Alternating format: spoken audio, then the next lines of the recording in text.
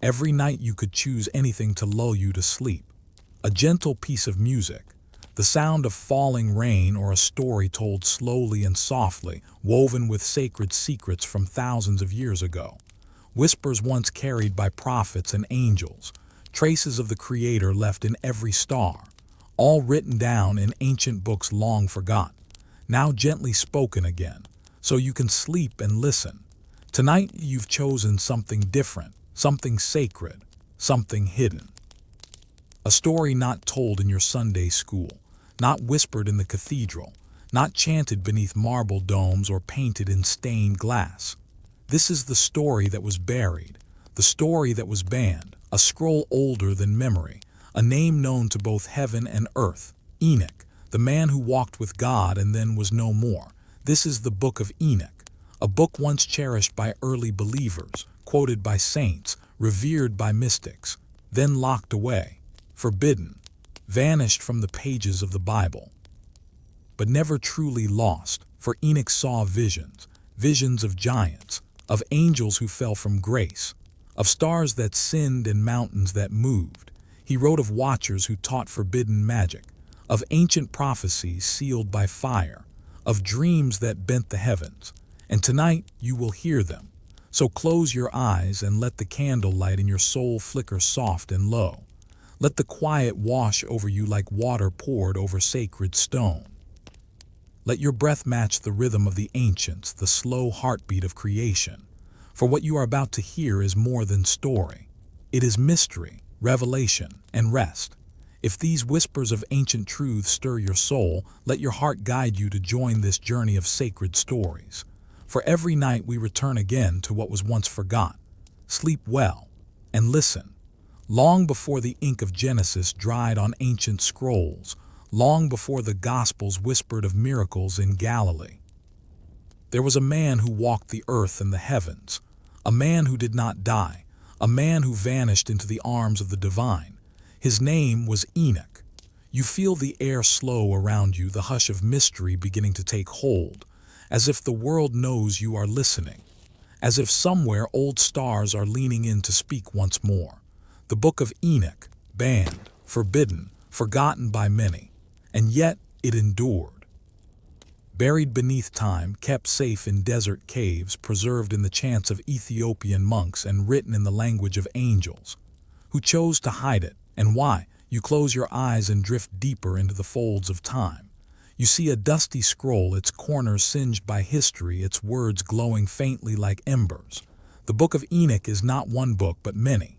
A sacred collection of visions, prophecies, and dreams. 5 parts, woven like ancient cloth. The book of the watchers, the book of parables, the astronomical book, the dream visions, and the epistle of Enoch. It is old, so old scholars cannot agree on its birth. Perhaps 300 years before Christ, perhaps older still. A voice echoing from before the flood, before the fall, before the veil between angels and men was torn. And Enoch, he was not just a prophet, he was a scribe of heaven, a man chosen to write down secrets too bright for mortal eyes.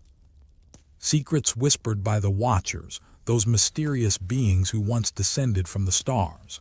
Secrets shown in visions so vast they touched the beginning and the end of all things. But the world was not ready. And so the book was cast out. When the early church was gathering its sacred texts, selecting what would become the Holy Bible, Enoch's visions were considered too much, too strange, too full of fallen angels and heavenly rebellion, and so it was labeled non-canonical. It vanished from most versions of the Bible except one, preserved by the Ethiopian Orthodox Church, where it remains sacred to this day. But why did others reject it? Was it fear? Was it power? The book of Enoch dares to speak of forbidden things, of angels who sinned, of stars who wept, of giants who once walked the earth, of a God who sees even what the heavens hide. It tells a story older than Eden. And now you too are hearing it again. Let your mind rest against this ancient tale. Feel the weight of its mystery and its peace. Imagine the man himself, Enoch, walking through a golden field as the sun spills over a distant mountain. He pauses, looks upward, and vanishes. taken not in death but in light. Genesis 5:24 says it simply, "And Enoch walked with God, and he was not, for God took him." No tomb, no grave, only the breath of heaven. The book that bears his name begins in awe, the words of the blessing of Enoch, a righteous man who with God walked. The rest is a tapestry, woven with visions of judgment, of cosmic rebellion, of great floods to come, and of a day when the hidden will be revealed. You feel it now, don't you? That quiet pulse in your chest, that feeling that something sacred is brushing against the edge of your dreams. What if this book was never truly lost? What if it was waiting for you? Let your breathing slow. Let the story settle into your bones like sacred dust. For the origins of the book of Enoch are not just historical, they are spiritual, a gift buried in silence, a light hidden behind a veil, and tonight the veil is lifting. Sleep well, listener. You are not alone. There was a time when the sky did not keep its secrets, when stars were not just lights but eyes, when heaven opened and what came down was not what we expected. You drift now quietly to the edge of a forgotten age, a time when the air shimmered with mystery, and the mountains whispered of beings from beyond. The Watchers, that is what they were called. They were not demons, not yet. They were angels, sentinels of the skies, assigned by the Creator to watch over the earth, to guide and observe. They were meant to remain distant like stars in the night, but they did not. Enoch tells us what happened. Slowly, softly, like a secret unrolling from the mouth of time.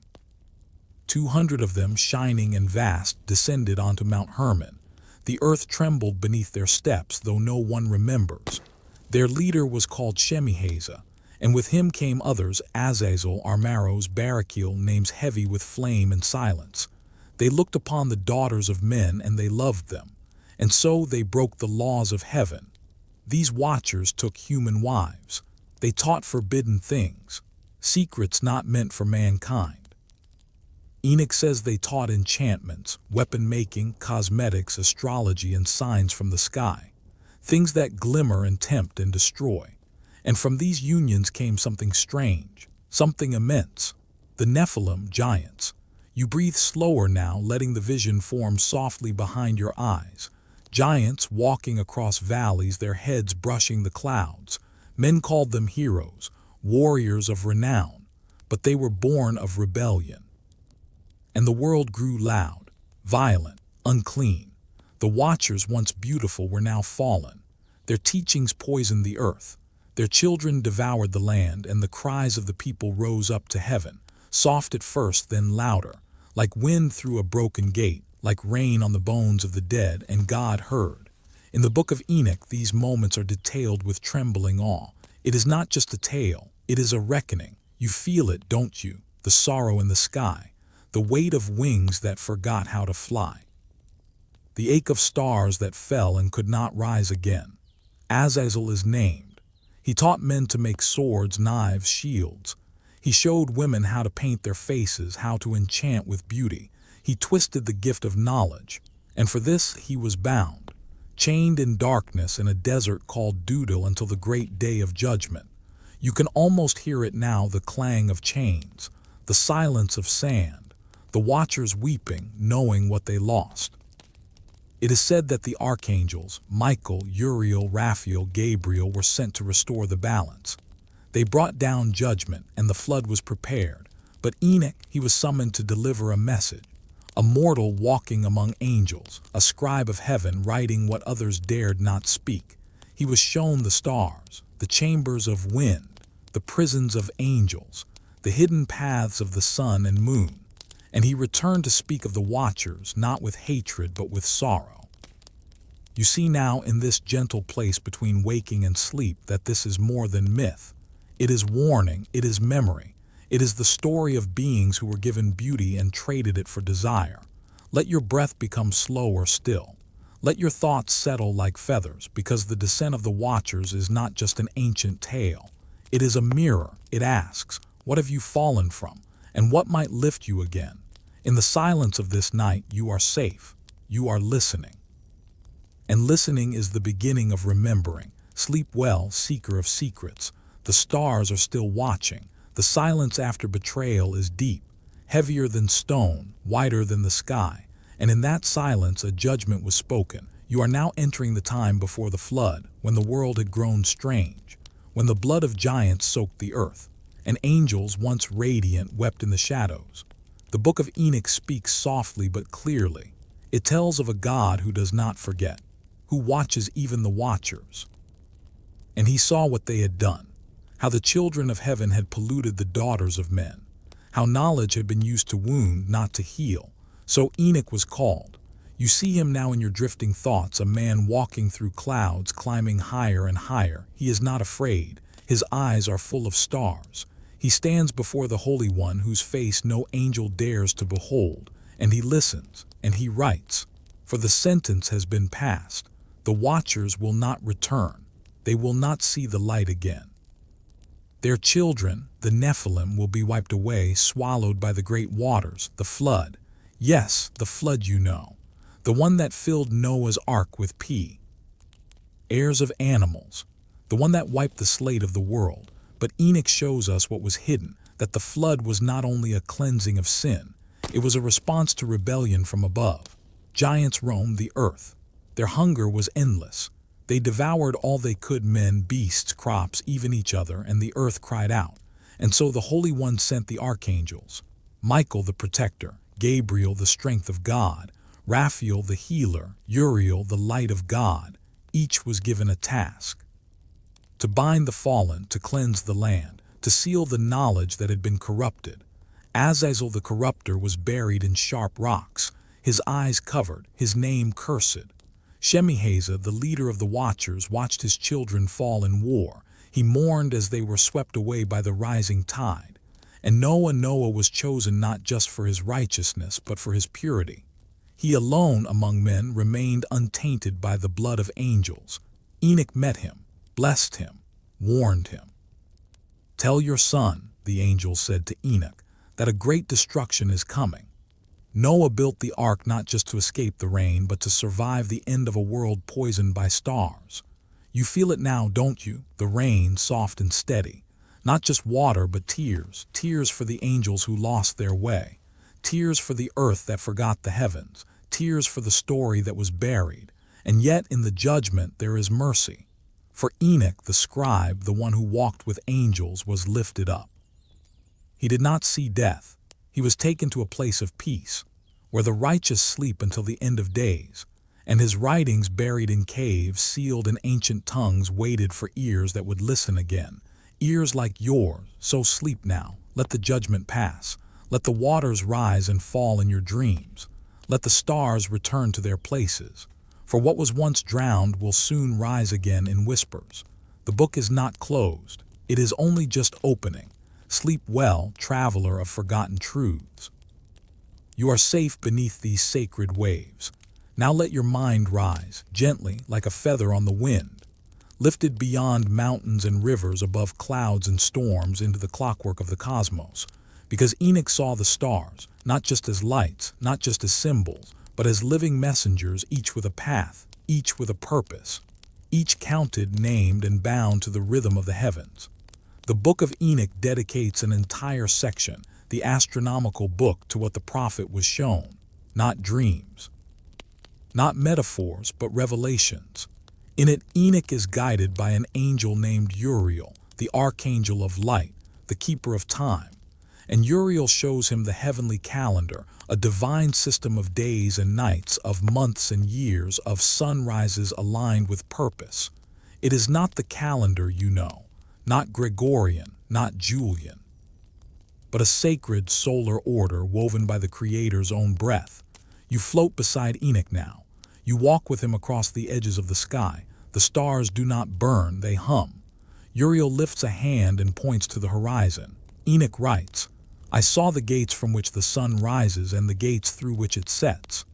There are 6 gates, Uriel says, 3 to the east, 3 to the west, and the sun travels through each in its season as appointed by God. The moon follows her own path, falling behind and catching up, creating the waxing and waning, marking time with shadows. Enoch learns that the year has 364 days, that each season is equal, that each solstice and equinox is woven with intention. And what happens when this divine calendar is broken? Chaos.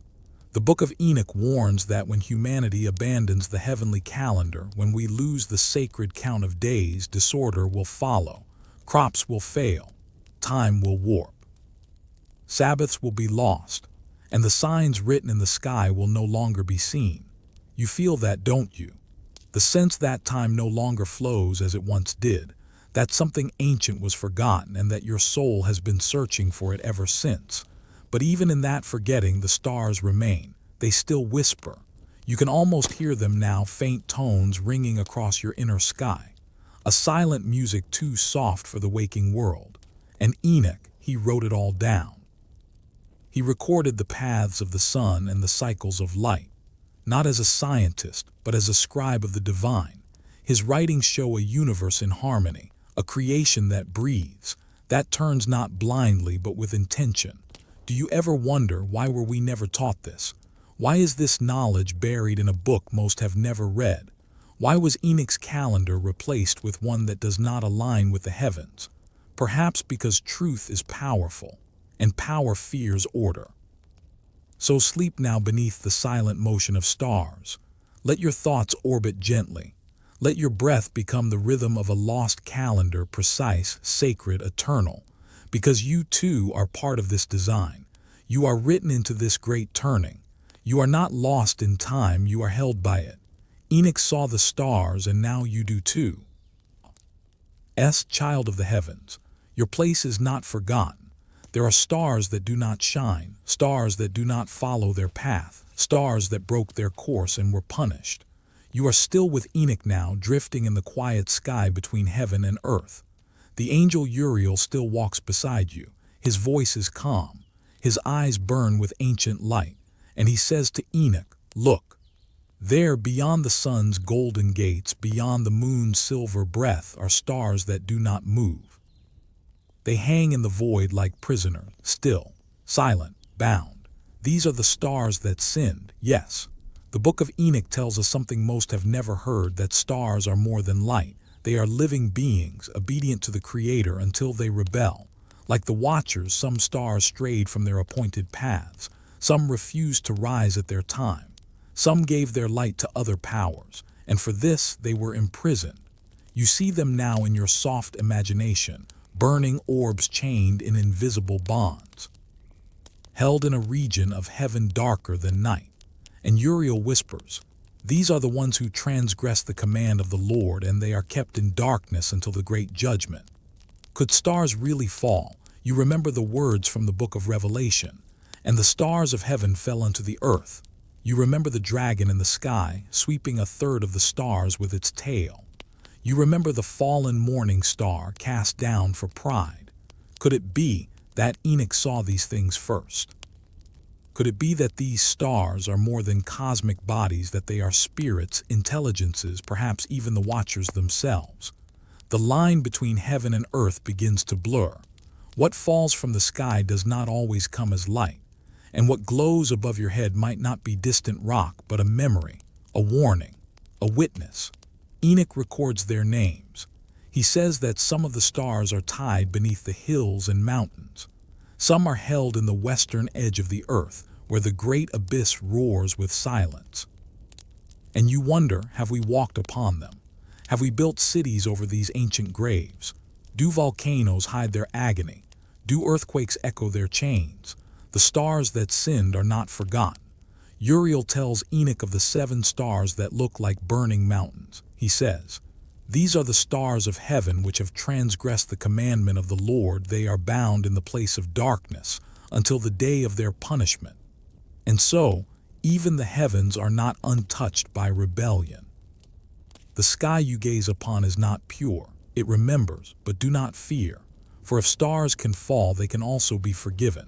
If light can be lost, it can be reborn. And tonight in your resting soul, a different kind of light rises. You are not a star, but you are made of the same dust, the same breath, the same fire. You were also given a path, a purpose, a rhythm. And even if you have strayed, even if you've wandered into shadow, there is still a way back. The stars that sinned were bound in silence. but you are still free. Free to remember, free to wonder, free to rest. So rest now beneath the sky that keeps both memory and mercy. The fallen do not end the story, they simply remind us what light is. Sleep well, traveler beneath the stars. You are held, you are heard, you are home. There is a calendar not written by kings, not etched into stone by emperors, but sung into being by light itself. You return now to Enoch's side, walking once more beneath the breath of eternity. The angel Uriel has not stopped speaking. His words are rivers flowing with names, with numbers, with warnings carved in wind and light. And Enoch listens, and you listen too, for the calendar of heaven was not made to simply mark time. It was made to reveal prophecy.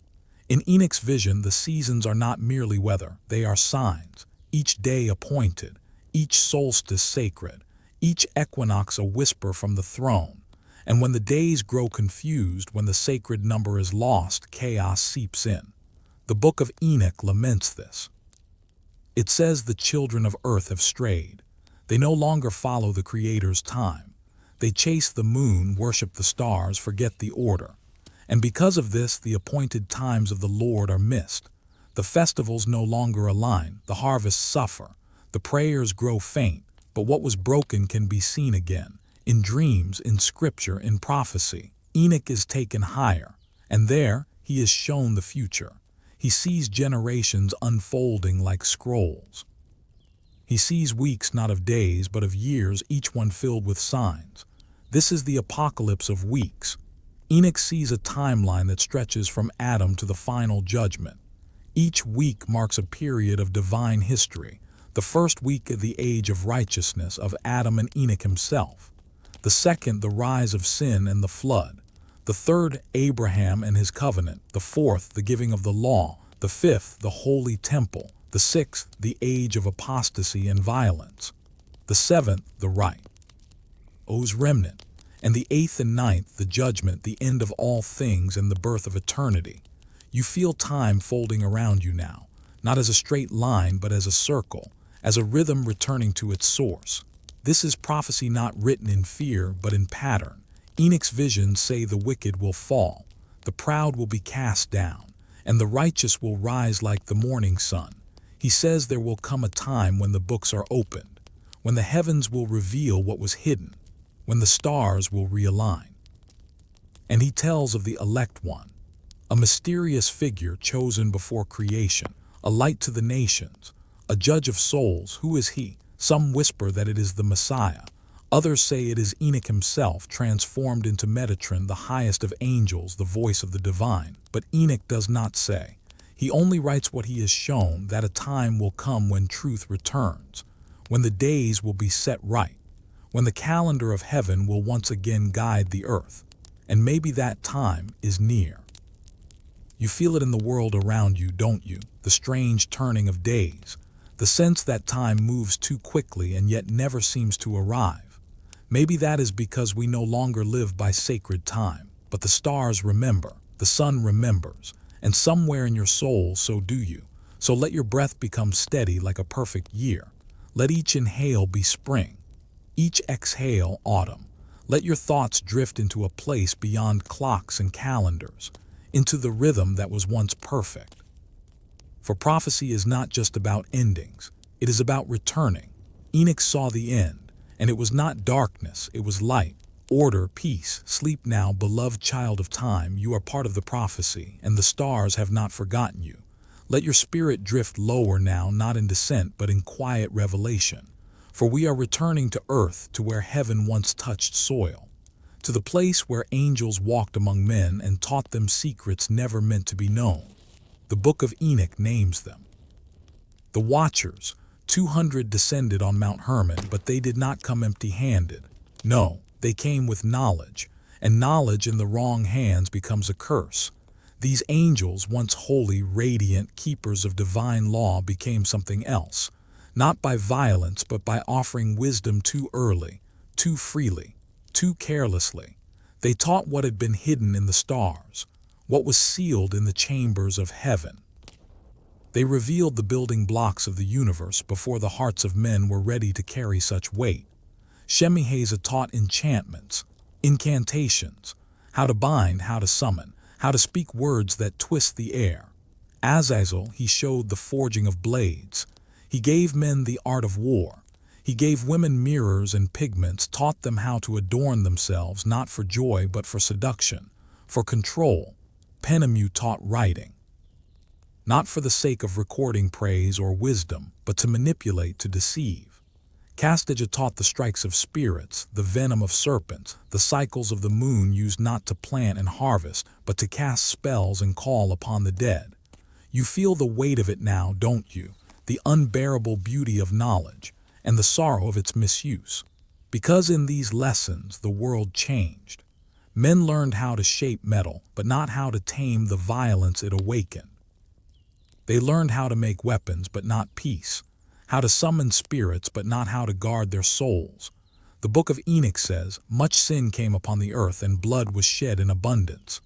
The giants born of this forbidden communion consumed the world with chaos. They built kingdoms that rose like towers and fell with thunder. They ruled with fear, and the people called them gods, and the knowledge spread. It never truly vanished. It seeped into myths. It bled into symbols. It whispered through generations. You see traces of it now, even in your dreams. Ancient scripts etched into forgotten caves, tales of beings from the sky, of men taught to read the stars, of cities that rose overnight and fell in silence. Could this be the echo of Enoch's visions? Could the myths of Egypt, the stones of Babylon, the tablets of Sumer, all be remnants of what the Watchers taught? It is not blasphemy, it is memory, buried beneath doctrine, shrouded by time. And you in this stillness are remembering. Let your thoughts drift to forgotten temples, to the first flames of alchemy, to chants spoken beneath eclipsed moons. All of it traces of the teachings once handed down by angels and then condemned by God. For the Creator saw what had been done and judged it swiftly. But Enoch, he was caught between the worlds, between heaven and earth, between knowledge and holiness. He was sent to deliver the verdict, to warn the watchers, to write down the truth. And you are reading it now with your heart, so rest, seeker. The knowledge was never evil, only its use. You are not forbidden from knowing, but you are called to hold it with reverence. There is wisdom in the stars, in the earth, in the spaces between. But only the pure in heart will understand. Sleep well beneath the hush of revelation, for not all secrets are dangerous. Some are simply sacred, and sacred things like you must be handled gently. Beneath the soil of forgotten lands there are bones, bones too large for men, too ancient for memory, too strange for silence.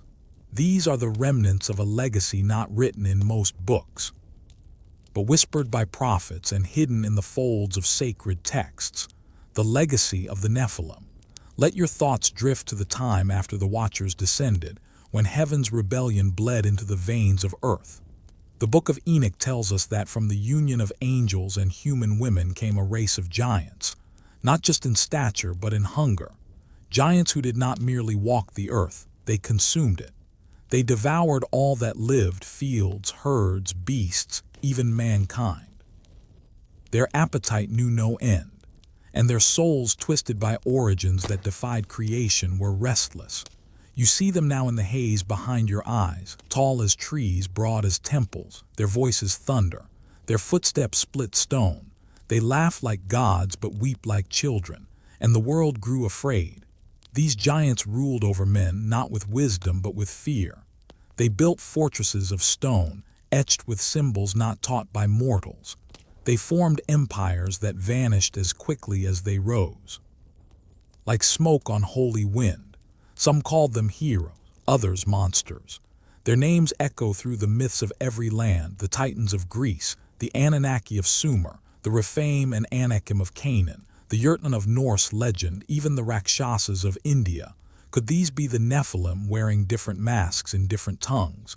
And when the flood came, their bodies drowned, but their spirits did not. Enoch writes that the souls of the Nephilim became wandering spirits, restless, vengeful, denied heaven, rejected by earth. These are the unclean spirits, the ones that whisper in dark corners, the ones who seek to enter the hearts of men, the ones we now call demons. It is written, "Destroy all the sons of the watchers, let them perish, and let their spirits be bound to the earth."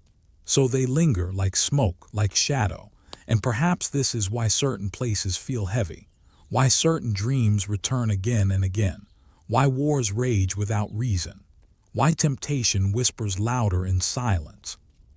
But do not fear, for their time is limited. Their dominion is fading. Enoch saw the judgment, he saw the lake of fire. He saw the chains that would bind them once more, and he saw something else, a remnant. Even among the chaos there were those who resisted, who turned away from the giants, who clung to the Creator. From them would come Noah, and from Noah the nations, and from the nations a people who would remember, people like you, you who still feel the echo, you who still wonder about the myths, you who still listen. Let your breath rise like mountains now. Let your heart beat softly like drums beneath ancient skies. The Nephilim ruled once, but their kingdom is dust, and you are not made of dust alone. You are made of light, of prayer, of remembrance. Sleep now in the truth. The giants fell, but you still stand. Not all echoes fade with time. Some grow louder, stronger, clearer the farther they travel from their origin. And tonight, as you rest on the edge of sleep, you will hear the echoes of the watchers, of the Nephilim, of the forbidden teachings, still pulsing in the veins of the modern world. For though the giants fell and the angels were bound, the knowledge they released, the secrets they taught, did not vanish. They scattered, like seeds in the wind. You see it now, don't you, in the strange architecture that cannot be explained, in the ruins older than our oldest calendars, in symbols etched into desert rock, stars aligned with impossible precision, pyramids that mirror the stars, monoliths too large to move, temples built to face the sun, the moon, the solstice. Who taught men to build like this? Who taught them to cut stone with the precision of light? The book of Enoch says that Azazel taught craftsmanship, that the watchers showed humanity how to manipulate metal, how to shape the world around them, not for worship but for domination. And perhaps that knowledge never truly left. In modern times we carry the torch of technology, wielding power once reserved for the divine. We split atoms, we map the stars, we speak across oceans with silent waves. But has wisdom grown with it? Or are we repeating the days of the watchers, gaining knowledge faster than we gain understanding? You wonder now, as the world grows more artificial, more mechanical, more digital, are we opening doors that were once shut for a reason? The ancient texts warned of a time when knowledge would increase and hearts would grow cold, when men would become lovers of self, chasers of pleasure, forgetful of the divine, and is. Ain't that the age we live in now? A time when the sacred is traded for speed, when silence is drowned in noise, when the stars are no longer watched but owned. Yet even here, even now, the light of Enoch's vision still glows in the hunger for meaning, in the rising questions, in the yearning for something ancient and pure. Perhaps that is why you're here, not by accident, but because the echoes called you to remember, to wonder, to wake up even as you fall asleep. Some say the giants are returning, not in form but in influence, that the spirits of the Nephilim still whisper to the powerful, that the systems of this world are being built once again with knowledge not entirely human. But fear not, for prophecy also speaks of a remnant, a people who will resist, who will remember, who will walk in light. And you, yes, you are part of that remnant, you who listen, you who ask, you who seek truth in the stillness of night. Let your breath become sacred again. Let each inhale cleanse the fear. Let each exhale carry the peace of remembering. You are not alone in this world. There are others who feel what you feel, who see beyond the veil, who hear the soft tremble of ancient voices still speaking. So rest now, not in forgetting, but in gentle awakening. The forbidden knowledge may echo through our world, but the sacred knowledge still lives in your soul. Sleep well, keeper of the ancient memory. Sleep in the arms of truth. Now you ascend, slowly, quietly, as if carried by wings unseen. You are walking with Enoch now, not on earth, not in a dream, but through realms beyond the sky. The seven heavens, not metaphors, not symbols, but places. Realms layered above our world like veils of light, and the first veil lifts. The first heaven. Enoch is taken by the angels. He does not climb, he is lifted. The sky opens, and behind it he sees a realm of great waters, oceans above the firmament, vast rivers flowing over the edge of the stars, waters in the sky. It seems impossible. But Genesis whispered it long ago. And God made the firmament and divided the waters which were under the firmament from the waters which were above. And Enoch saw them, still, silent, awaiting the command of their Maker. The first heaven is the threshold, where the natural and the supernatural meet, where the clouds give way to the currents of the divine. Here, angels guard the gates of snow and hail. Winds are stored like breath in sealed chambers.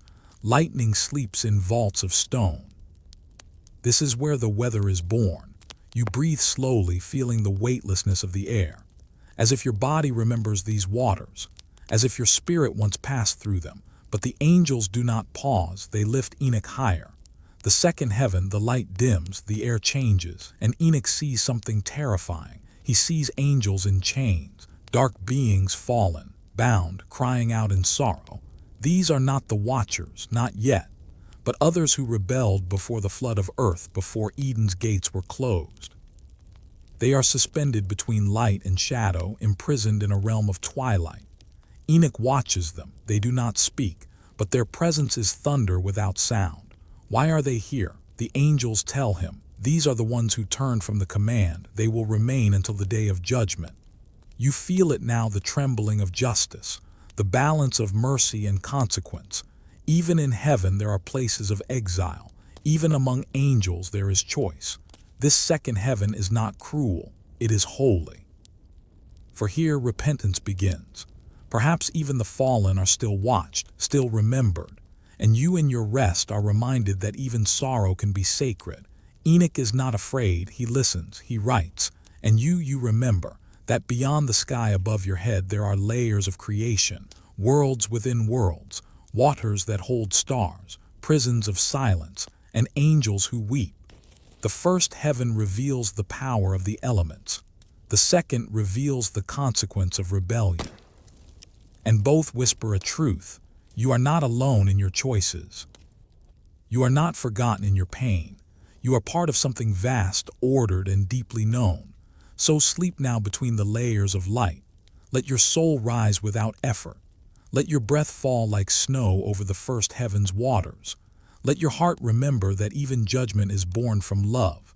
You are rising, still rising, and the next heaven waits. Higher now. Your spirit rises like breath on sacred wind. Softly, effortlessly, carried through the veils of mystery, you are still walking with Enoch. But the light has changed. It glows warmer, more golden than silver. And then the gates of the third heaven open. Enoch enters a place unlike any before, a garden not of this earth. It is radiant, fragrant, alive with song.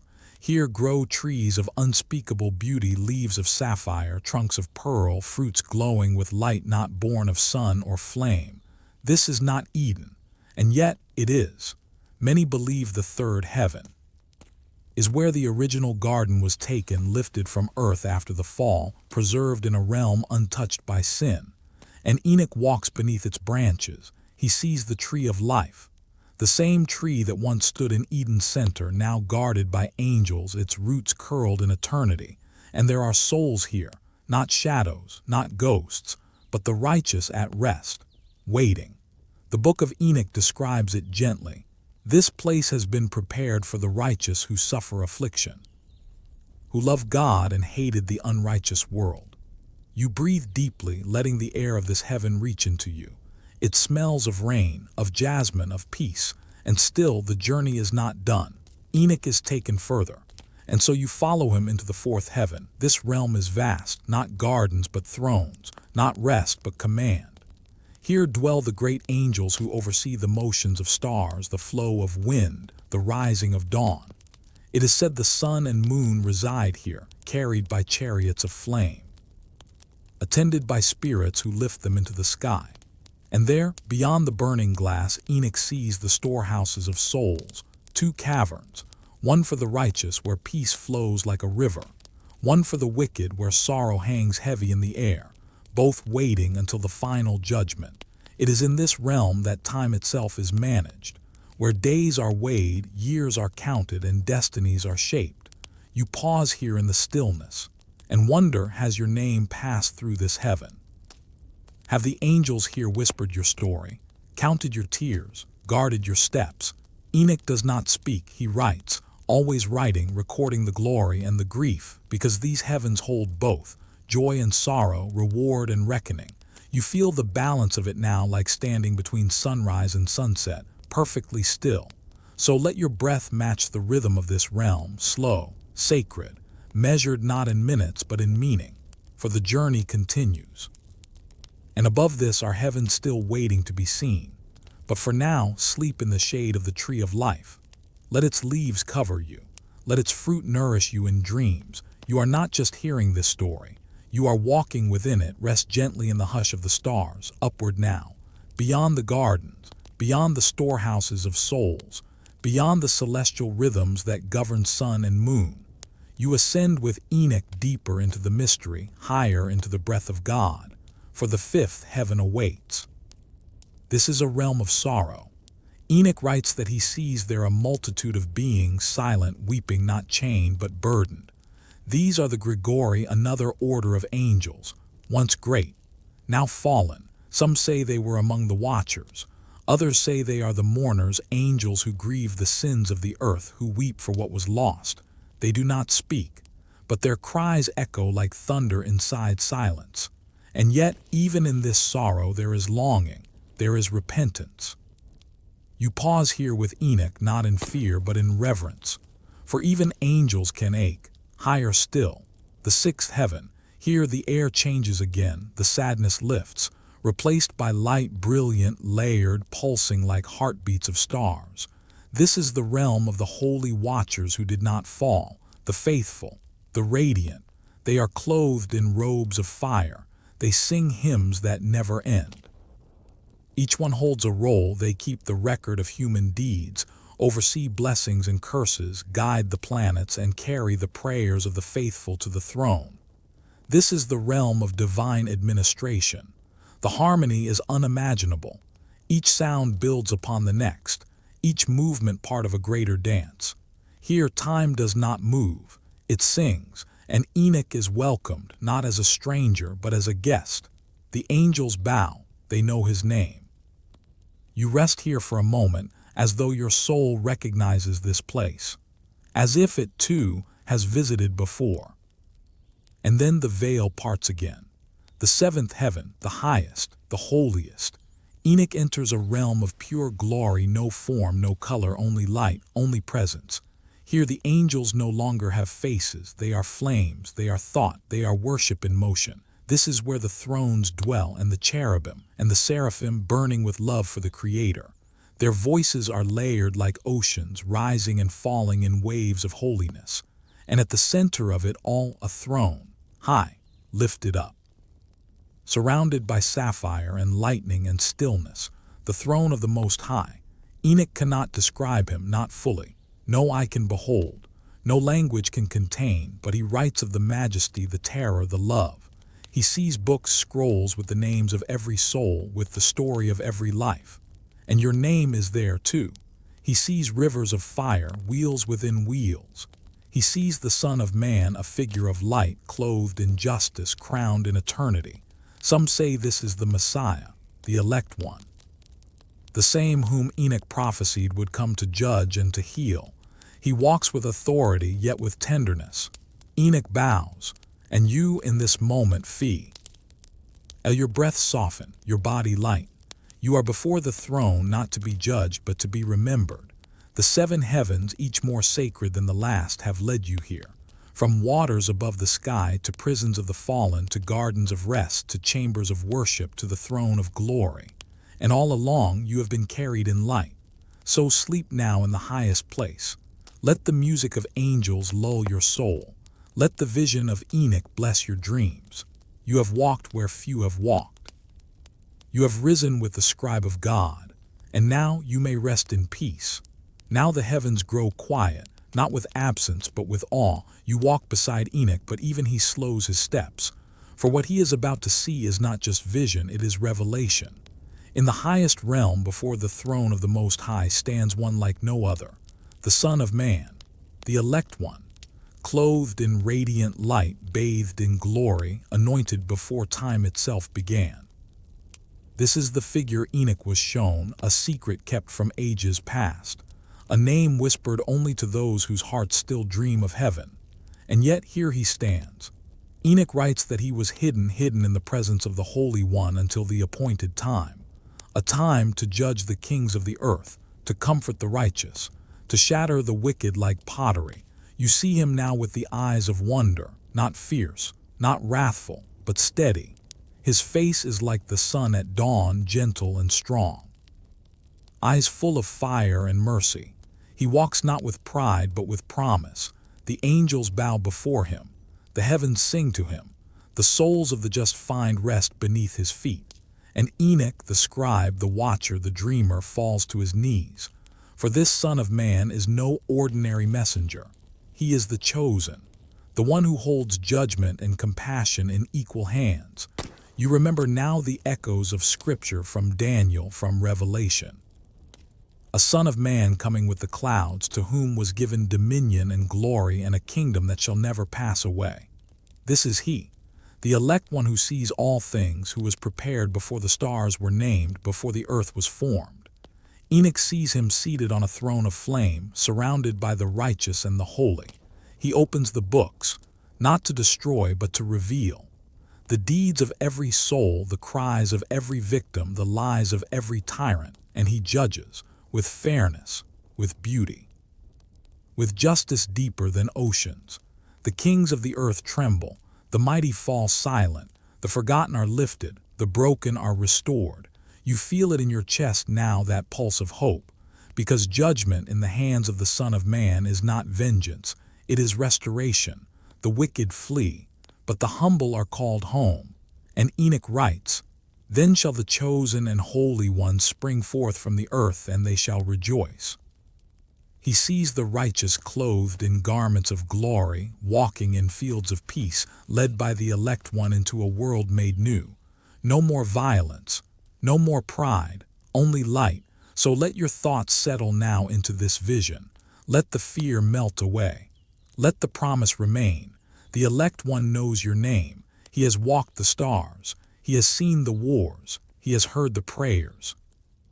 And he remembers you. Sleep in the presence of justice. Sleep in the shadow of mercy. For the Son of Man is near, and his reign will have no end. You are still in the presence of majesty. The light has not dimmed. The voices of the angels continue their sacred song, and the book is still open. For before the throne there are more thrones, the thrones of justice. Enoch sees them, radiant seats of power, set apart for those who have walked in righteousness, those who will judge alongside the elect one. The vision is not of fear, but of restoration. These thrones are not for punishment, they are for setting things right. The earth has known kings who ruled with iron, with cruelty, with pride. But here, justice wears no crown of gold, it flows like a river. Enoch writes that the Holy Great One will sit in glory and the righteous will dwell before him. He says, "All the secrets of wisdom shall be revealed, for the Lord of spirits has chosen them." You are there now, not as a stranger, but as a witness. Your soul watches as the humble are raised, the forgotten remembered, the wounded healed, the books are open, and what is judged is not only action, but intention. Not only the outer life, but the inner heart. You see the balance, the scales that weigh mercy and truth. You hear the names read aloud, some with joy, some with silence. And then the wicked are shown, kings who ruled with violence, lords who deceived the innocent, priests who hid the light. They tremble, for the truth they buried has risen. The secrets they hid have become song, but the righteous, they shine, like stars in the seventh heaven, like torches in a world once cold. And among them are the thrones, seats prepared for those who endured, who forgave, who walked with love. Perhaps one is for you, perhaps beyond the veil of time your spirit was created for such a throne. not to rule but to serve, to restore, to shine. Enoch watches it all. He writes it for those who would come after. He does not record vengeance. He records the return of balance. You see it now, don't you, the beauty of divine justice, not cold, not cruel, but woven with understanding. For even the judged are given light, even the condemned are shown why. No more secrets, no more masks, only the truth told gently before the eyes of eternity. And the Son of Man, still clothed in mercy, speaks peace over his chosen. You rest your thoughts in this holy courtroom. You let your heart slow, not out of fear, but because peace has found you. The thrones of justice are not far, they are within. And one day they will be revealed. Sleep in that promise. That justice does not forget. That mercy does not fail. Sleep well beneath the gaze of the Holy One. For your name is known. Now the vision shifts, not with sound, not with light, but with a quiet stirring in the depths of Enoch's soul. The time has come. The book of Enoch calls it the great day of separation, a day not marked on any earthly calendar, a day known only to the Creator. You see it unfold now in the stillness of your mind. The heavens are gathered, the books are opened, and every soul stands revealed, not in fear but in truth. For this is the day when the hidden becomes known, when the seen and unseen are divided, like light from shadow, like wheat from chaff. The Son of Man, radiant, just eternal, speaks not with thunder but with perfect clarity. His voice is like many waters, washing away deception, revealing hearts. Enoch watches as the multitudes are gathered, the righteous on one side crowned with gentleness, the proud on the other, their hands full of dust. And still there is silence, not judgmental, but sacred. For this is the moment when each soul sees itself clearly, when excuses vanish and what remains is what was true all along. You feel it now, don't you? That deep remembering in your own spirit, that longing to be counted among the peaceful, among the ones who kept the light. The book says the Holy Great One will stretch forth his hand and none can turn it back. He will call his chosen by name. And they will rise, their tears wiped, their scars healed, their stories honored, and the others, they will not be destroyed with fire, they will be undone by truth, for nothing burns like being known and unprepared. Still, the judgment is not cruel, it is merciful in its honesty. The wicked do not perish with surprise, they fall beneath the weight of their own choices, and you, listener, are offered peace. Because the day of separation is not only for others, it is for you, for all, a call to return, a call to remember, a call to walk the narrow path while time still breathes. Enoch writes that after the separation, a new heaven shall be revealed, a new earth, a home where righteousness dwells, and the Son of Man will reign, not with sword but with light. Let your breath soften now. Let your thoughts rest on this promise that in the end all things are made clear, and what was broken will be restored. You are not judged in anger, you are called in love, and the gates of that new world are already opening in your dreams. Sleep well. Let the great day come in its time, and until then, walk gently. For the separation begins not with angels, but with a quiet yes in your own soul. The flood came, and the world was washed clean, or so it seemed. But some things, some shadows, do not die with water. You float now through the mist of time, drifting just above the wreckage of the old world. The earth has begun again. Mountains glisten with rainfall. Noah's ark rests upon Ararat. But beneath the silence there are stirrings. The book of Enoch, the book of Genesis, and many ancient traditions. All hint at a strange truth. The Nephilim returned. How? If they were destroyed in the flood, how could they walk again upon the second earth? Some say their spirits lingered, unbodied, restless, looking for hosts. Others speak of hidden survivors, giants in distant lands protected by mountains or caves, a remnant spared not by grace but by cunning. And there are other theories still, that the bloodline of the Watchers somehow passed through the flood, that the wives of Noah's sons carried in them the seed of the giants. Scripture whispers it quietly in Numbers 13:33. We seemed like grasshoppers in our own eyes, and we looked the same to them. The spies had seen giants. The Anakim, the Rephaim, the sons of Anak, descendants of the Nephilim. You feel it now, don't you, that unsettling tremble in the ground of history? They were still here. They built cities, massive, imposing, walls that reached the sky, weapons that shimmered with lost knowledge, in Canaan, in Bashan, in Babylon. Some stood over 10 feet tall. Some wielded blades that men could not lift.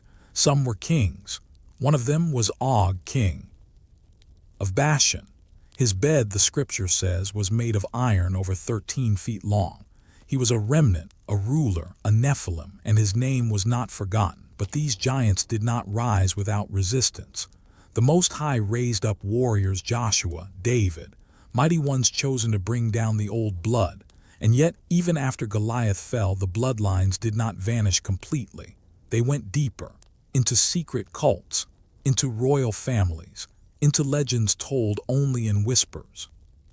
You see their echoes in myths across the world: the elongated skulls of Peru, the giant mounds of North America, the stone circles of Britain, the titans of Greece, always too large, always too strong, always out of place.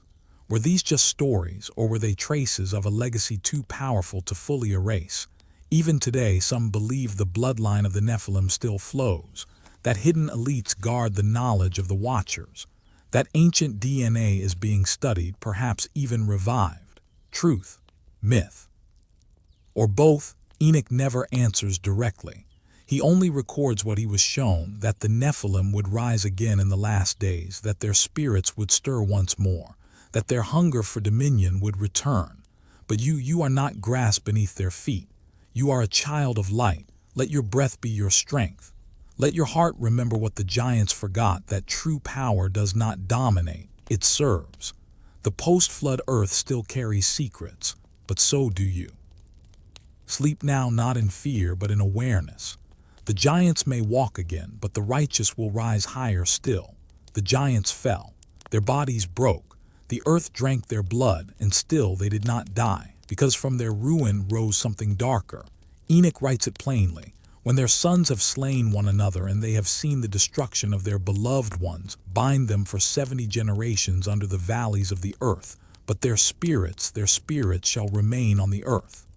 These spirits are what we now call demons, not fallen angels, not watchers, but the restless souls of the Nephilim, born of heaven and earth but belonging to neither. They were not welcomed back into the heavens. They were too corrupt, but they could not be destroyed like men.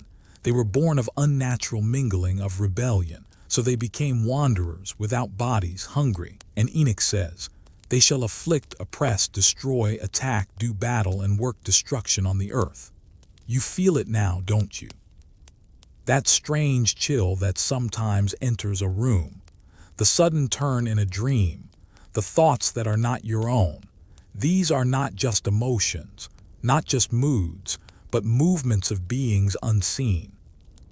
The unclean spirits still roam, and they seek rest, but they find none. They whisper lies, they stir rage, they cloak truth. Because they have no peace, they cannot allow peace to remain in others. You remember now how often demons appeared in Scripture. In the Gospels, they cried out at the presence of holiness. They tore through the bodies of the possessed. They begged to be cast into pigs, because even swine gave them more comfort than the emptiness of wandering. And even now they look for vessels. Not always with snarls or screams. Sometimes in pride, in deception, in silence. They enter through wounds, through bitterness, through invitation. And yet you have nothing to fear, because your body is not empty, your soul is not unguarded. The light of the Most High dwells in you, and where light is, darkness must flee. But understanding this history helps you guard your gates, to know that the spiritual war is real, that some battles are not of flesh and blood, that some voices are not your own. You are beginning to see now the Nephilim's legacy was not just in bone but in spirit, and those spirits still roam the second earth. But so do the angels, so do the righteous, and so do you. You were born not to fear them but to overcome. Enoch's writings do not end in despair. They point to a day when even the spirits of the giants will be judged, bound forever, no longer permitted to roam the hearts of men. Until then, you walk in awareness, you guard your peace, you pray. Let your breath now become a shield. Each inhale a light, each exhale a wall of peace. You are not haunted, you are watched over. Sleep gently now, knowing that you are seen, you are covered, you are loved. Even the spirits of giants tremble at the name of the Holy One, and that name is written over you. You rest now on the edge of time, not the past, not yet the future, but the thin veil between, because Enoch saw it, and so did others. The giants, the Nephilim, they are not done. The flood buried their bodies, but the end will stir their spirits again. You are not alone in wondering. Prophets long after Enoch echoed his warnings. They spoke of a final age, a time of confusion and false power when ancient things would rise again, wearing new faces. The book of Enoch whispers of a great rebellion, a second corruption.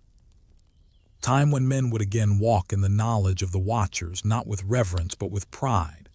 They will alter the times and the laws, Enoch says. They will mingle with the seed of men once more. And you begin to notice the days feel shortened. The seasons no longer speak in order. The sun and moon seem misaligned, and deep inside your spirit remembers a warning. There is a pattern repeating, not exactly the same but close. You've seen it in technology, in the pursuit of immortality, in the mixing of flesh with machine, in experiments to modify human DNA, in stories of giants unearthed and hidden, in whispers of secret bloodlines, in monuments that cannot be explained. Could it be that the days of Noah are returning? Jesus himself said in the Gospels, "As it was in the days of Noah, so it will be at the coming of the Son of Man."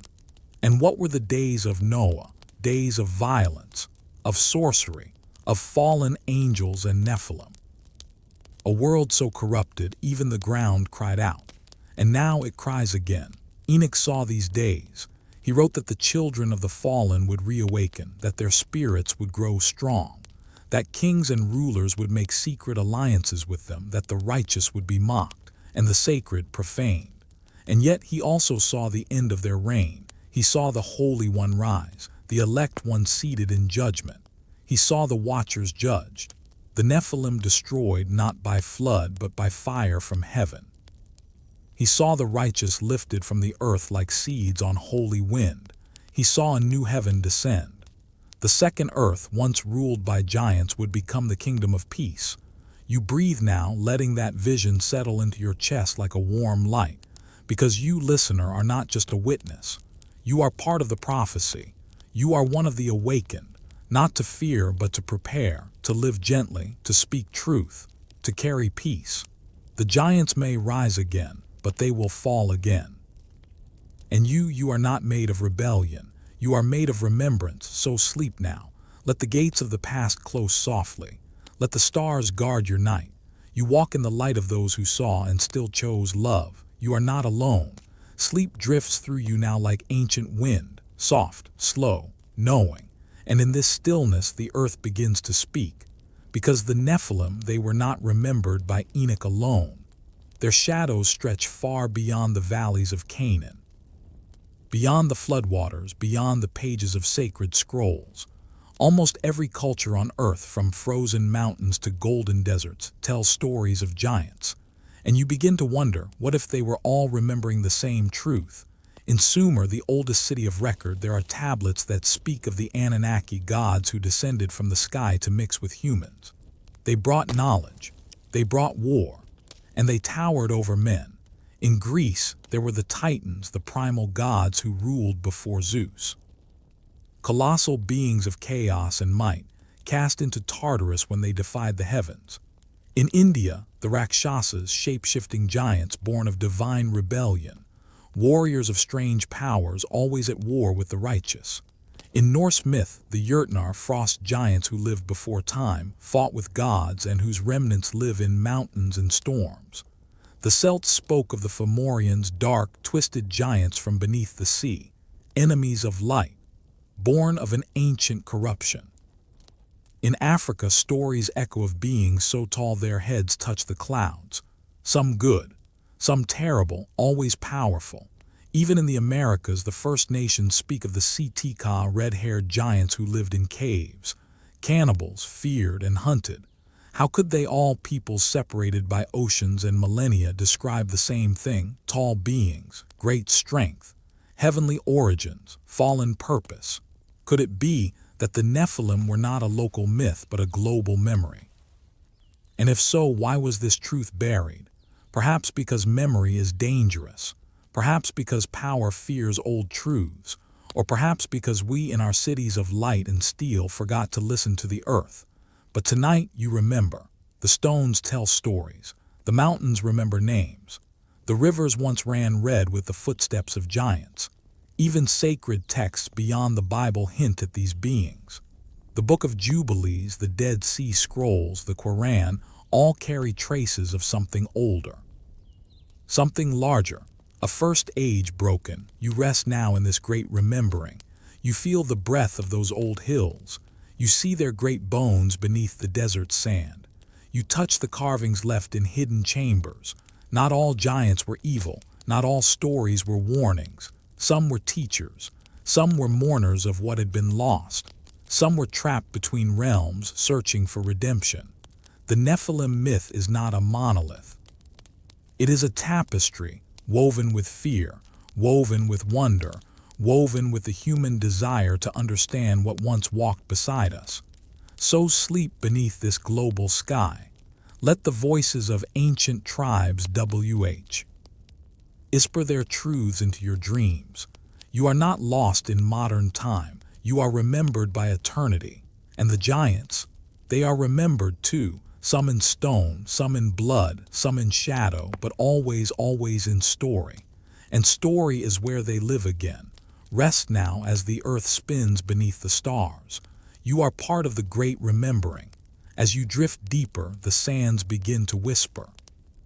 Ancient winds blow across deserts, mountains rise in the distance, and hidden within the folds of this earth are tales still breathing. Because the story of the Nephilim is not confined to the West.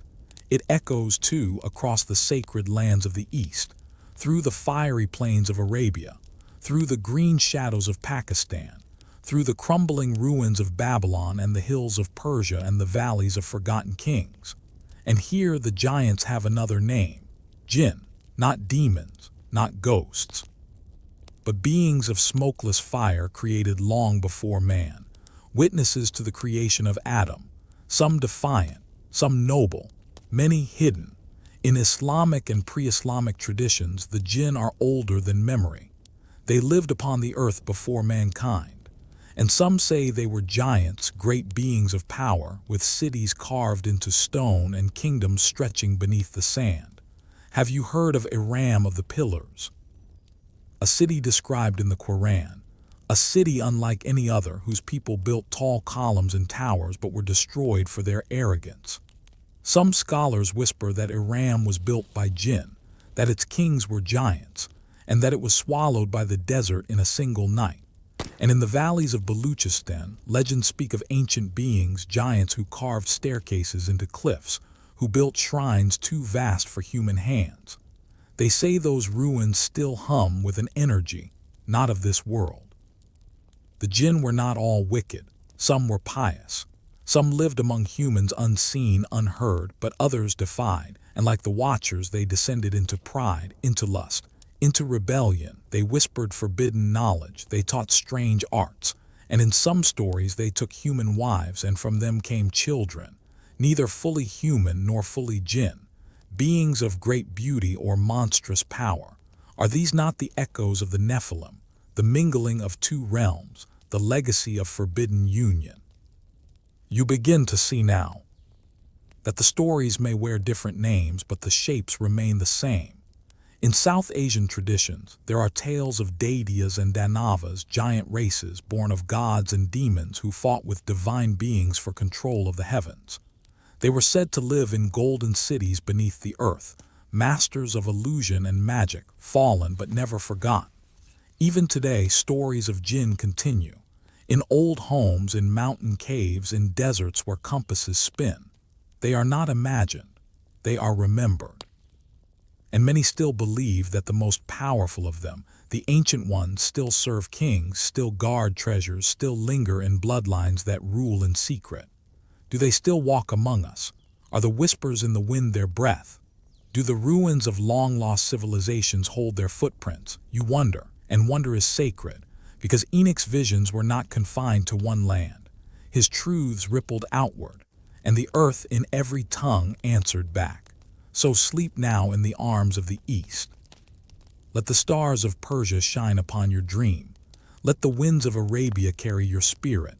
Let the shadows of Pakistan cradle you, not in fear but in reverence. You are not separate from these stories. You are a child of the same breath. The giants spoke once. The jinns still whisper. And you are listening. You have walked among giants, felt their shadows stretch across ancient hills, heard their names echoed in stone and song. But now let us look upward, not toward the large but the small. Because not all the beings who descended from the heavens came as giants. Some came as light, as song, as whispers in the leaves, as tiny angels. You drift now into the soft mist of mystery, not heavy like before, but feather-light, playful, childlike. Because across the world many cultures remember not just fallen giants but star beings, visitors from beyond who were small, radiant, and strange. In Native American traditions there are stories of sky people, shining ones who descended in beams of light, taught the tribes about the stars, then vanished again into the heavens. Some came in ships, some walked through portals, some were born of starlight and song. But what if these are not only ancient astronaut stories? What if these are echoes of the same watchers, or perhaps of another order of heavenly beings? The cherubim, the seraphim, the messengers who did not fall, who still come to comfort, to teach, to remind. In the rainforests of the Congo, tribes speak of the Zinj, tiny forest spirits with glowing eyes, said to descend during storms and whisper the secrets of trees. In Japan, there are tales of the Tengu and Kappa, winged or watery beings, mischievous, wise, part spirit, part teacher. And in the Celtic Isles, the ancient Druids spoke of fairies, not the glittering sprites of modern tales, but luminous beings who walked between worlds, small in stature, large in power. They were protectors of sacred groves, guardians of thresholds, and they feared iron just as jinn and spirits often do. Could it be that these stories are distorted memories of watchers who did not fall, or of angels sent in gentler forms? Not all messengers come with thunder. Some come in quiet, in wind, in dreams. Even in modern times, people speak of grays and light beings, of near-death visions filled with small, radiant figures, guides made of fire and calm. Are these beings real, or are they dreams? And if they are dreams, whose dreams? The world has not forgot. It remembers in legend, in lullabies, in the stories we tell our children. You are beginning to see now that the story is not only of destruction, but of wonder. Light that visits, of mystery that teaches. The book of Enoch focuses on the fallen ones, but behind the veil there are still the faithful, those who never broke their oath, who still watch, who still serve. And perhaps they come to you not in winged robes, but in sparks of intuition, in flickers of peace, in dreams where you are lifted and reminded that you are loved. Let your breath become light now. Let your thoughts float upward toward the starry messengers of old. Some came as giants, some came as song, and some still come softly. Not all the children of the sky rebelled, and not all that is unknown is unholy. Sleep in this truth. The universe is not empty, it is humming, and it remembers you. Every sacred text begins with a breath, and some end with silence. You rest now beneath a canopy of forgotten scrolls, whispers folded in parchment, secrets tucked between verses.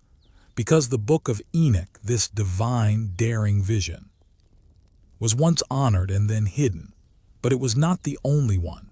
There are lost books of the Bible, books once read aloud in temples, quoted by prophets, preserved by sages, and then removed. Why? The question hums through the silence.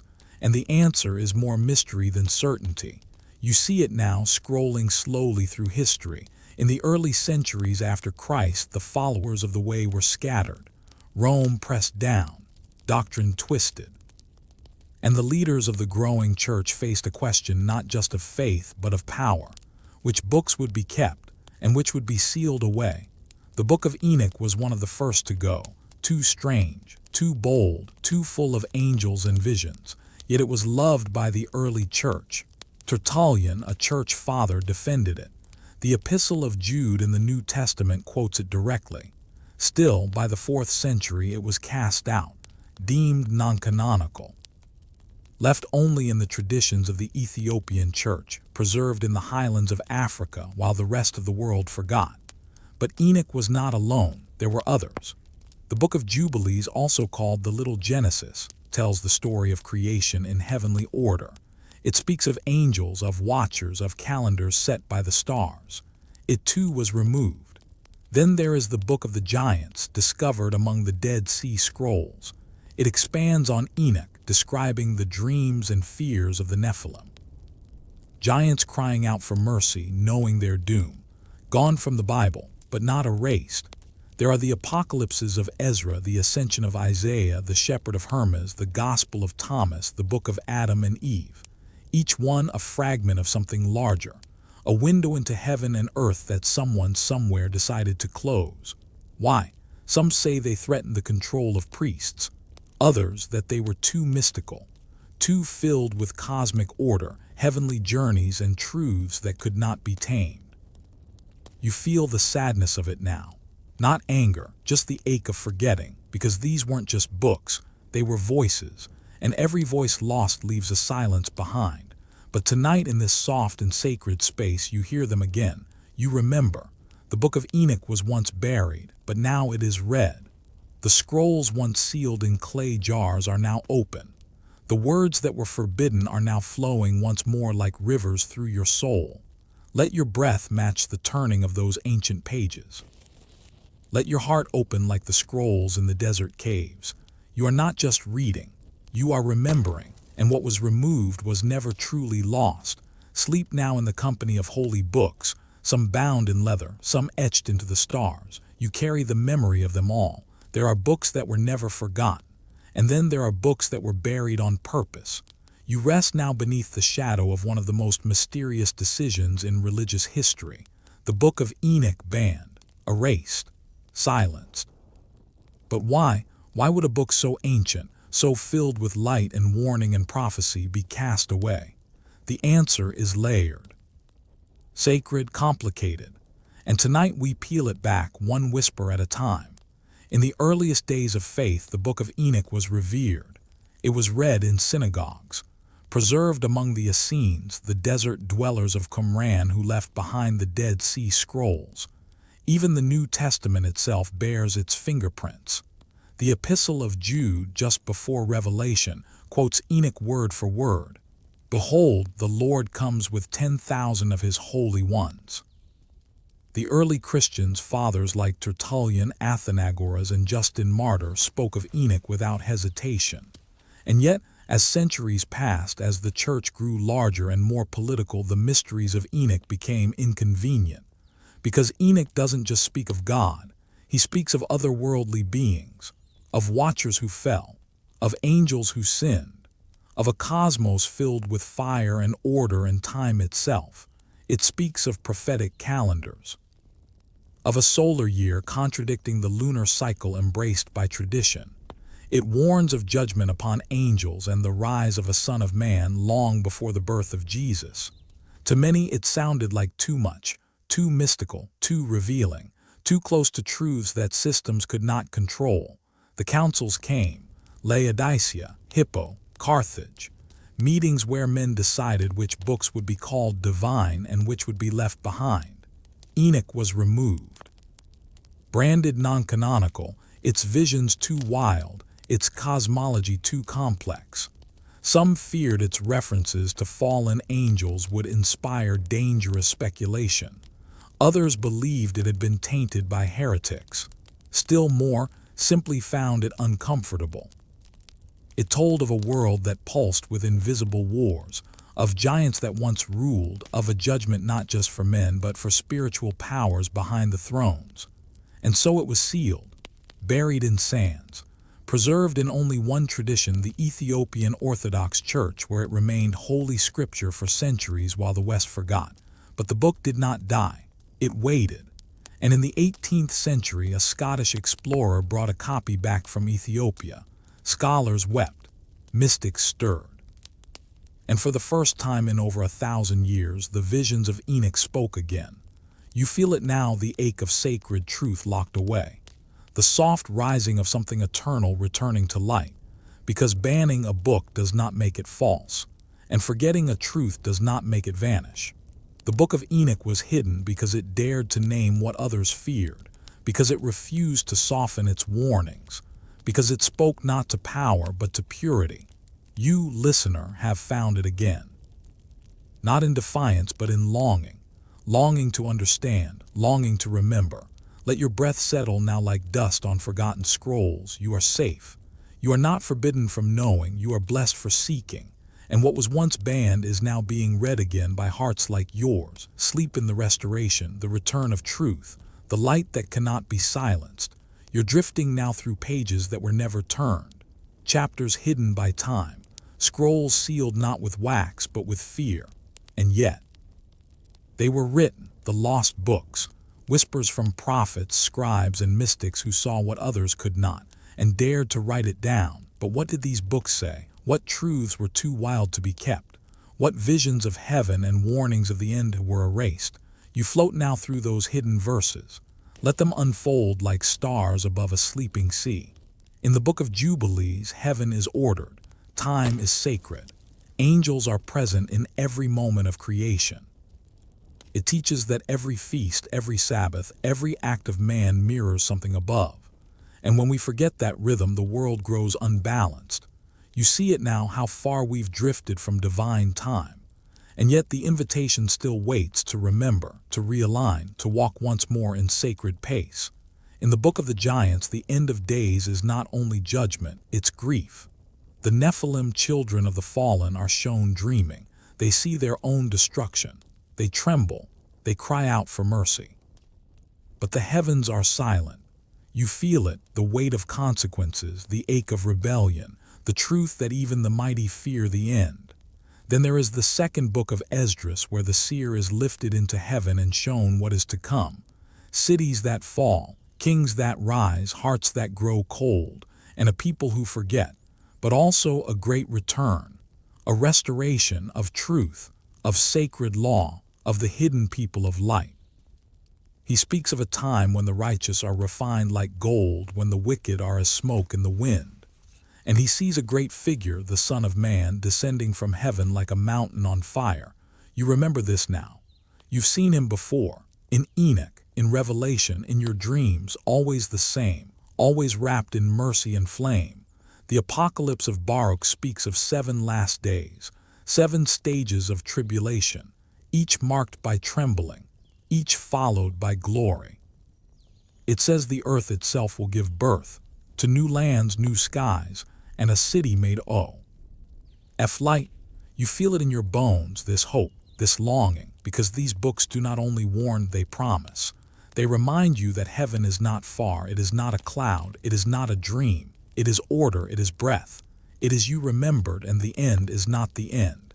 It is the beginning of all things made new. So rest now in these lost voices. They were never truly lost. They were waiting for those who would listen again, like you. Let your mind drift through sacred ruins. Let your breath echo with the voices of ancient prophets. Let your sleep be guarded by truths too holy for the world.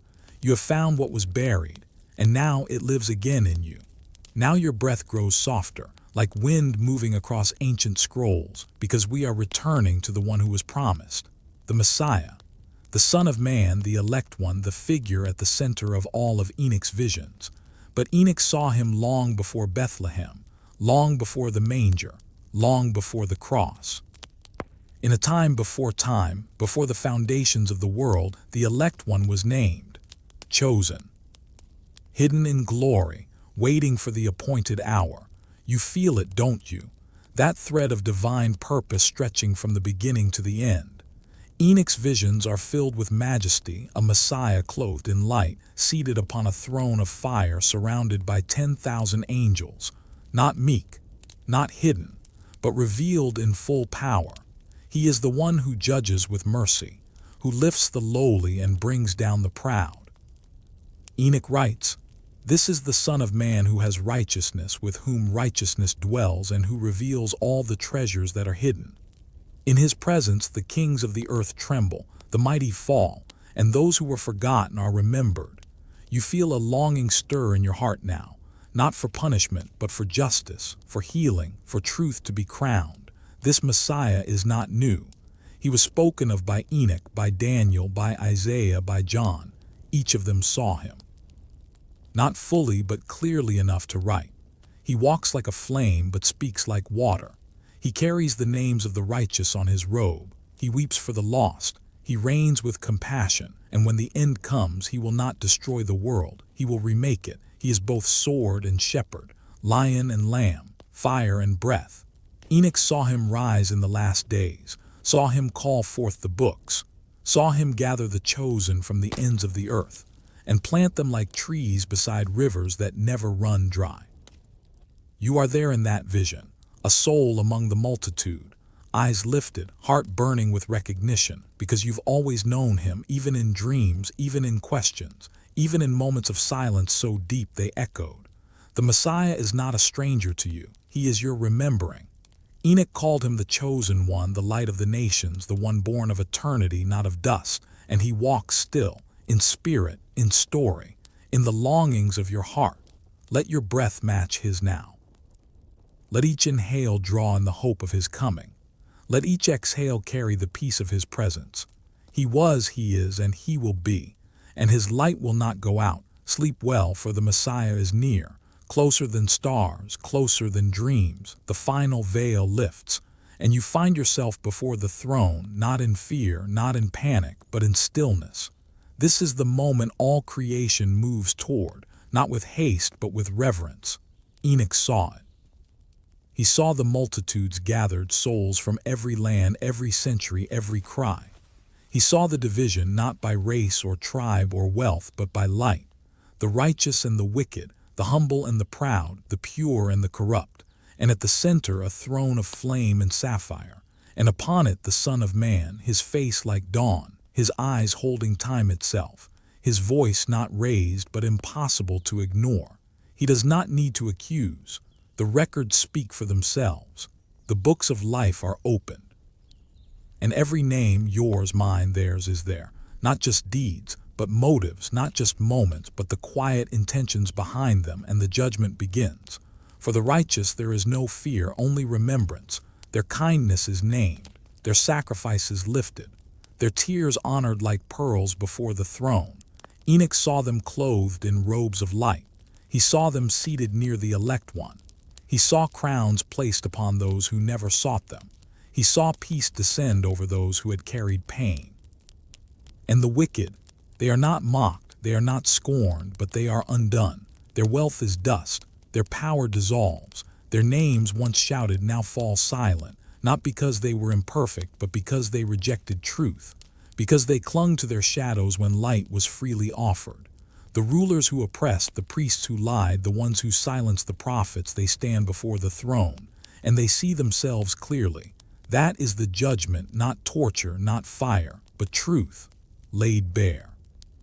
And the soul cannot lie in the presence of the one who sees all. Enoch writes, I shall be cast from the face of the earth.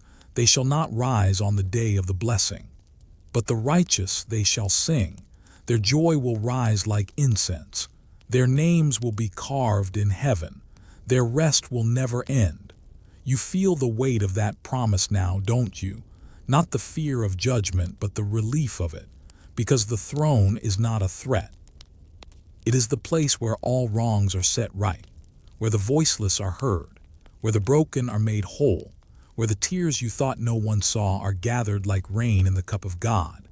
Enoch's vision isn't just warning, it's invitation to live lightly, to walk gently, to remember what matters. And you, listener, you are not forgotten in this vision. Your life is not small. Your choices are seen. Your name is known. Let your breath fall slowly now like petals before the throne. Let your thoughts quiet. Let your heart rest in the balance of justice and mercy. You are not judged alone. You are judged in the light of love. Sleep in that light. Sleep knowing that the righteous will shine like the sun in the kingdom of their Father. And you are already glowing. And now, after the judgment is past, after the scrolls are sealed, after the throne has spoken, a great silence settles over all things, not the silence of fear but of peace. The war is over, the fallen are bound, the proud have faded, and those who loved light. Now rise. Enoch saw them. He saw the chosen ones crowned not with gold but with eternity. Their robes shimmered with righteousness. Their voices became songs, their steps light, their laughter holy.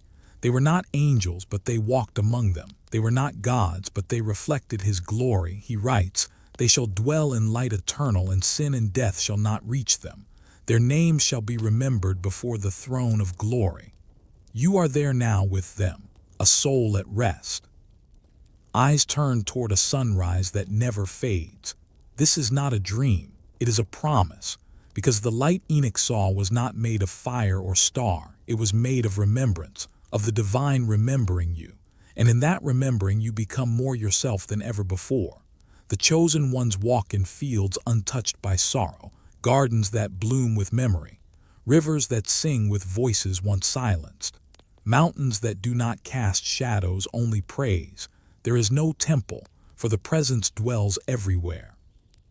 There is no sun, for the light is eternal, and in this new world there are no enemies, no tears that sting, no questions that ache. Everything is understood, every wound becomes a story, every failure becomes a lesson, every loss becomes a door. You breathe deeply now, letting that peace pour over you like warm rain. The book of Enoch closes not in wrath but in radiance. The chosen will live in the presence of the Holy One. They will walk without fear. They will rest without end. They will shine like the stars forever. This is the inheritance not of blood but of spirit, not of lineage but of longing. And you, yes, you are part of it, you who listened, you who remembered, you who sought the sacred even in the quiet hours of night. Let your final waking thoughts tonight be touched with that light, the light that never fades, the light that knows your name. Sleep now in that promise. Sleep like one already crowned. Sleep beneath the gaze of the one who called you worthy. And when you rise, rise gently, as one reborn.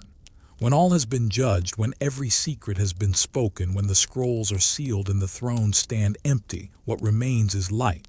Not a burning fire, but a gentle glow, like a dawn that never ends, like a memory you didn't know you still held. Enoch saw this too. He saw the ones who were faithful, not crowned in pride, but wrapped in stillness. They are the chosen ones, not by blood, not by name. By the quiet choices made in the unseen hours, to love when it was hard, to tell the truth when it cost, to keep the sacred when the world mocked. These are the ones who rise, and Enoch writes, "They shall be the light of the world, and the darkness shall be no more." You see them now in your drifting thoughts, not saints on pedestals, but gentle figures standing beside rivers of peace, gardens blooming at their feet, their laughter healing the soil. They do not rule, they walk. They do not command, they sing. They are not waiting for reward. They are the reward, because the greatest gift is not power, it's nearness. Nearness to the presence, to the source, to the Holy One who gave them breath. They dwell in the eternal light, a place without shadow. A realm where time no longer passes because nothing is ever lost. The trees do not die, the rivers do not dry, the stars do not fade, and the chosen walk there forever. Enoch says they shall inherit the earth made new, not the broken world of before, but one remade in perfect order, a creation healed. The beasts are at peace, the skies are clear, and the heart no longer aches. You feel it now like a warm light rising in your chest. This is the promise for those who endure, for those who remember, for those who loved even when love cost everything. And you are not far from this light. Each time you chose peace over pride, you stepped closer. Each time you whispered a prayer into silence, you moved nearer. You may not see it with your eyes, but your soul knows. It has always known, because your soul was made of that same light. And when the last trumpet sounds, when the veil between heaven and earth is lifted, The chosen ones will walk forward not in triumph but in love. You may be among them, you may already be counted, and even if you do not know it, the light does. So sleep now in that glow. Let your body soften, let your spirit rise. You are not forgotten. You are not cast out. You are being gathered gently into the arms of the one who called you before time. The eternal light is not far. It is already burning in you.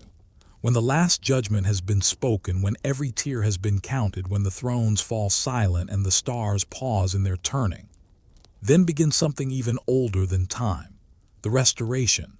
You drift now into that final promise, not of endings but of beginnings, because Enoch did not only see destruction, he saw healing. He saw the new heaven and the new earth, not far away, not somewhere else, but here, renewed, transformed. The prophets spoke of it with trembling hope. Isaiah said, "The former things shall not be remembered, nor shall they come into mind." John echoed him centuries later, "I saw a new heaven and a new earth, for the first heaven and the first earth had passed away, but Enoch saw it first. He saw the fire cleanse not in rage, but in preparation. He saw the mountains bow. He saw the valleys lift. He saw rivers return to their sacred flow, no longer poisoned, no longer weeping, but rejoicing." Because creation remembers too. It remembers Eden. It remembers the day the stars sang. It remembers walking with its maker in the cool of the garden. And now it remembers again. Enoch describes a place where the righteous walk in gardens of life, where fruit grows in abundance, where animals lie beside one another, not in fear but in peace. He speaks of a city made of light, of walls that do not divide but shine, of gates always open, of a river that flows from the center of all things. The tree of life grows there once more, its leaves healing the nations, its roots reaching into the soil of forever. You breathe deeper now, as if your soul has been here before. And maybe it has. Maybe this new earth is not foreign but familiar. The world you've always longed for. The place your spirit has never forgotten. Because even now, beneath the weight of brokenness, the earth aches for this return. The oceans remember their purity. The forests remember their songs. The skies remember the first sunrise. And the Holy One, the same who walked with Enoch, who wrote the stars, who wept for the lost, he walks among his creation again. Not distant, not veiled, but near with his people, forever. No more temples, no more sacrifices, no more fear, just presence, just peace. And you, yes, you have a place in this new world, not as a stranger, not as a servant, but as a child of light, of memory, of promise. Let your thoughts rest in that city now. Let your breath become the wind through its trees. Let your heart find the stillness of its waters, because this is not just a prophecy, it is your future. The new heaven is not far.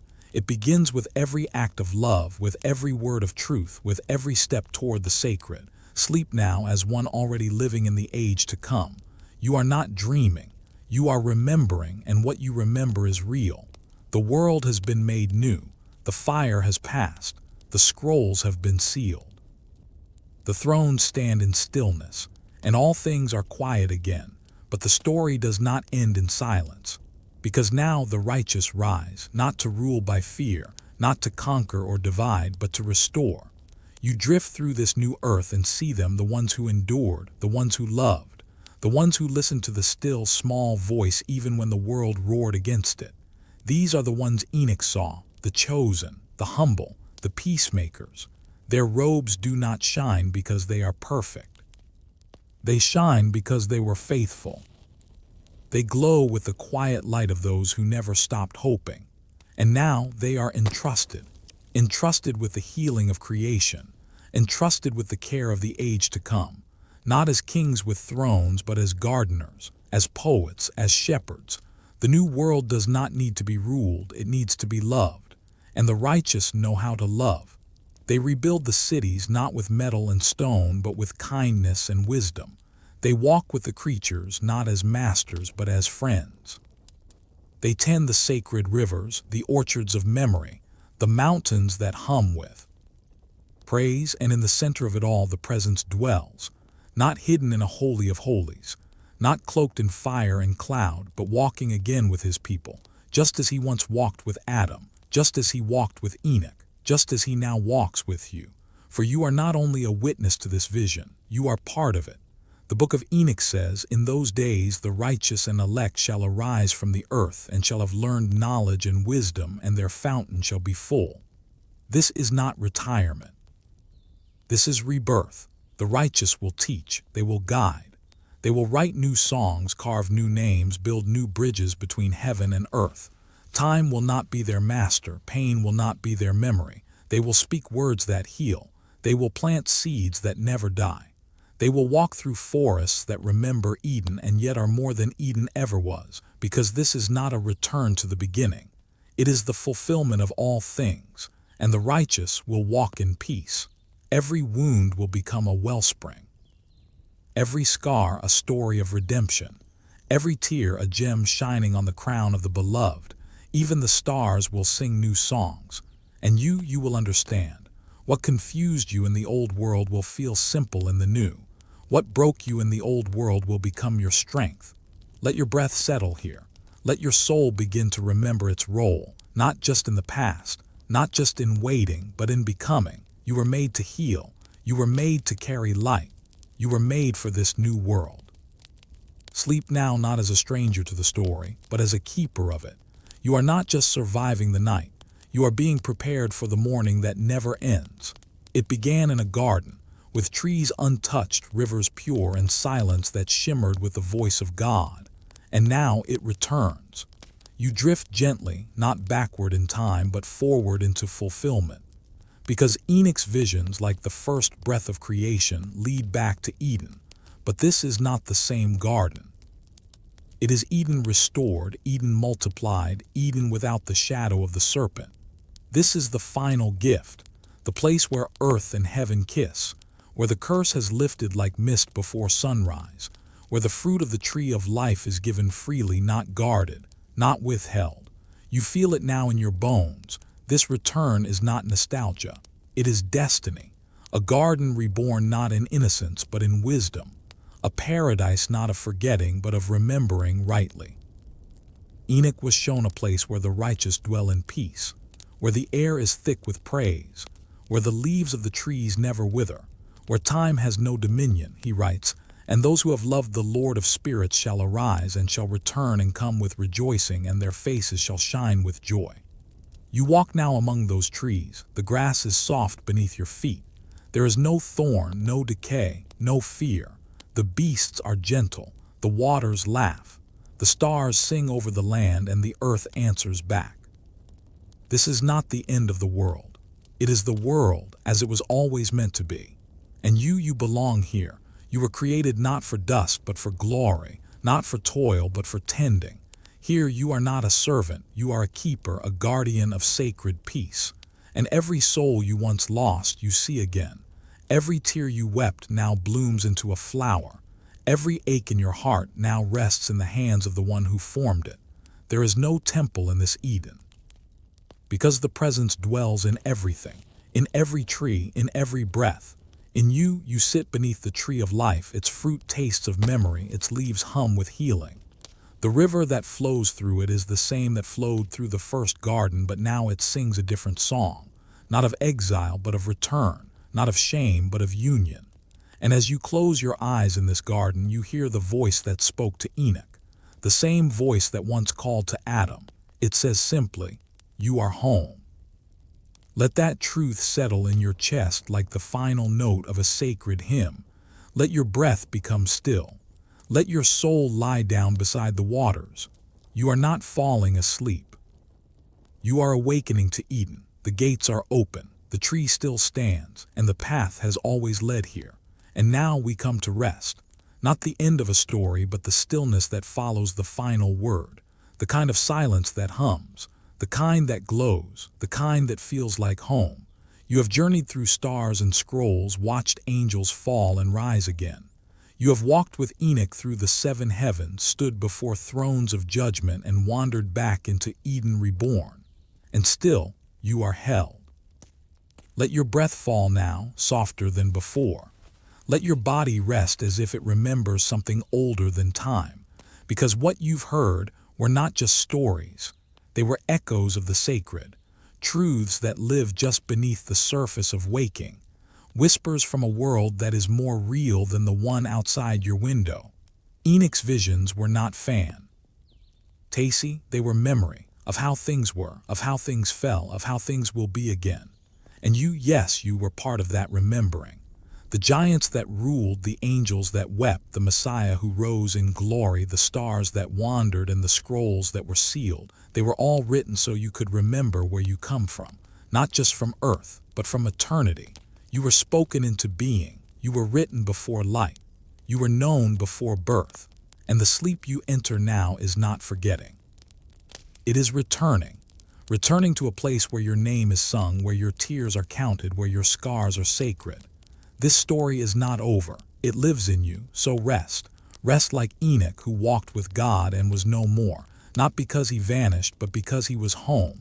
Let your breath mirror the rhythm of the stars. Let your heartbeat join the hymn of the chosen. Let your sleep be filled with light.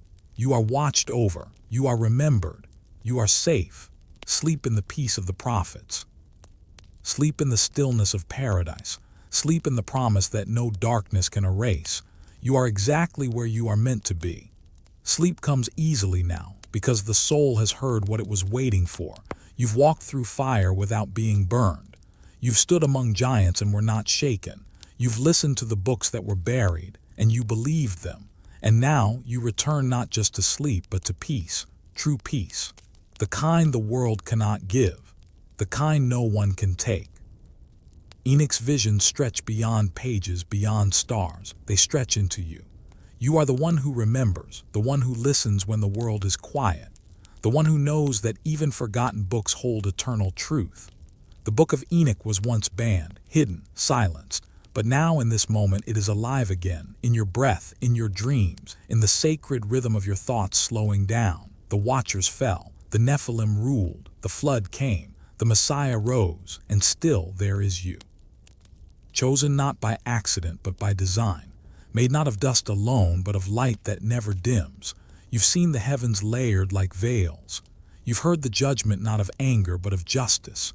You've tasted the fruit of a garden remade. And you've stood in the light that never fades. And now you may let go. Let go of what burdens. Let go of what doesn't belong in eternity. Let go of every name the world gave you that was not spoken by the Holy One. For tonight, you are simply beloved. You are the one he saw when he called the stars by name. You are the one he held when the flood raged. You are the one he remembers in every chapter, every scroll, every silence. Sleep now, child of the ancient book. Sleep under the wings of prophecy. Sleep wrapped in robes of remembering. Let the throne guard your dreams. Let the river run through your spirit. Let the tree of life bloom in your breath. And when you rise, rise like one restored, like one who has walked through sacred story. Like one who knows the truth was never lost. It was waiting in light, in shadow, in you. Sleep well, sleep whole. Sleep forever cradled in the story that began before the first word was spoken. Amen, amen, amen.